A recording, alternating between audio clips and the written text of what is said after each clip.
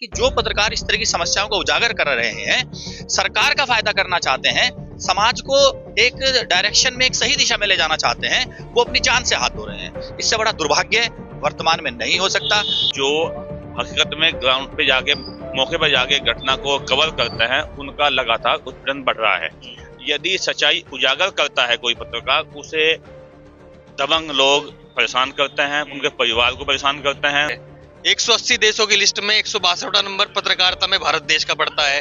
तो भारत देश की तो पत्रकारिता वैसे ही खत्म हो चुकी है। ये मानते हैं कि भाई पत्रकारिता करते रहोगे आप जैसे लोग, जो लोग यहाँ पर पत्रकारिता करते हैं, भ्रष्टाचार तो यहाँ फैलता ही रहेगा, आदमी मरते रहेंगे, निकलते रहेंगे, इनको कोई फर्क पड़ने वाला है ही नहीं है। मुकेश चंद्राकर की जो हत्या हुई है वो बहुत निंदनीय है, घोर अपराध है।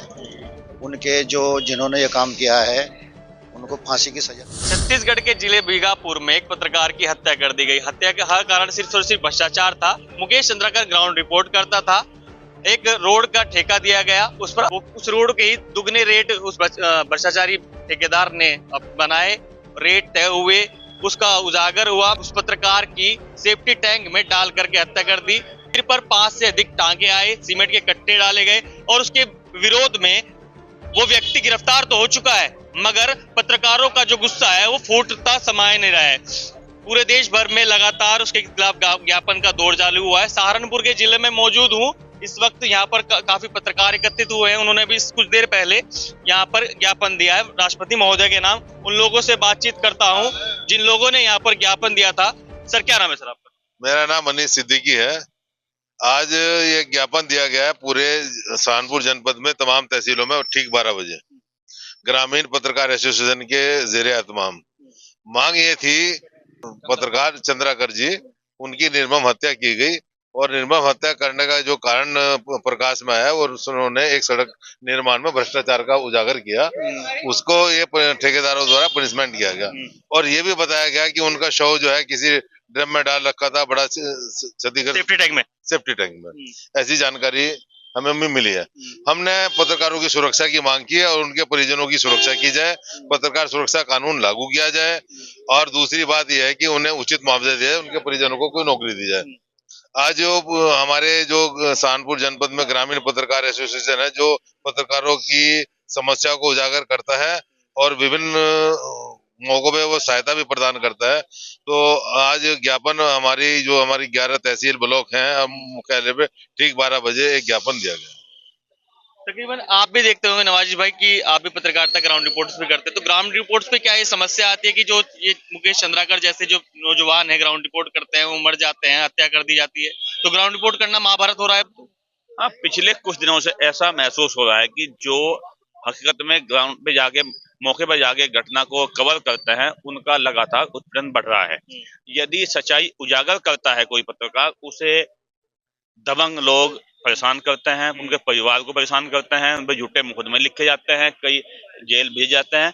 ये लगातार बढ़ रहा है। ये देख सकते हैं कितने निर्दयता से मुकेश जी की हत्या की गई है। कई सर पे कई निशान थे, उनके छाती लीवर फट गया था, दिल फट गया था। ये सब कुछ होने के बावजूद भी आप देख सकते हैं कि अब तक उनके परिवारजनों को कोई मुआवजा की घोषणा नहीं हुई है।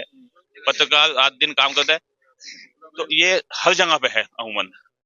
अमूमन हर जगह है, मगर ये भी बातें गई कि वहाँ की जो छत्तीसगढ़ सरकार है उस चीज के लिए एसपी गए और डीएम गए वहां पर, मगर उसके जो बड़े भाई हैं उन्होंने कहा कि मैंने इसको पाला है, पोसा है, तैयार किया है, बड़ा किया है। वो खुद भी एक पत्रकार है, बड़े भाई उसके भी, तो लगी चोट तो लगी होगी, महसूस तो हुआ होगा। आप भी देख सकते हैं, देखो वहां पे हकीकत में तो ये पत्रकार का उत्पीड़न जो घटना उनके साथ हुई है, बहुत ही दुखद घटना है।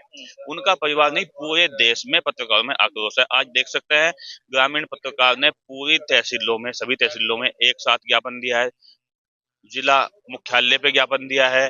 तो इसका आप अंदाज लगा सकते हैं कि पत्रकारों में कितना आक्रोश है। ग्रामीण पत्रकार लगातार पूरे देश के पत्रकारों के लिए, उत्पीड़न के लिए लगा हुआ है और सभी में आक्रोश है। जी, आप कैसे देखते हैं? ग्राउंड रिपोर्ट्स को भी करते रहते होंगे आप भी। क्या नाम है आपका? ईसम सिंह मेरा नाम है जी। ईसम सिंह जी, कैसा लग रहा है आज तो पत्रकार के लिए आप खड़े हुए हैं? क्या मानते हैं? और जो भी मुकेश चंद्राकर की जो हत्या हुई है वो बहुत निंदनीय है, घोर अपराध है। उनके जिन्होंने ये काम किया है उनको फांसी की सजा देनी चाहिए और बिल्कुल उन्हें न्याय मिलना चाहिए। तो ये देखा यहाँ पर सहारनपुर के जो पत्रकार थे यहाँ पर एकत्रित हुए थे, और उन्होंने अपनी बातें रखी थी। कुछ और साथी भी हैं पत्रकार, उनसे बातचीत करेंगे। हेमंत जी कैसे देखते हैं, आप तो बड़े पत्रकारिता करते हैं। देखिए, वास्तव में जो पत्रकार है और समाज की जितनी भी समस्याएं हैं जिसको लेकर पत्रकार सुबह से लेकर शाम तक फील्ड में रहता है, और वो समस्याएं जो शासन प्रशासन तक भी भिजवाई जा रही हैं, और यदि किसी भी कोई भी ऐसा एक प्राइवेट संस्था है जो किसी भी ठेकेदारी के नाम पर सरकार का राजस्व लूटा जा रहा है, अगर उस बात को उजागर करते हैं तो वो पत्रकार वास्तव में साधुवाद के योग्य है।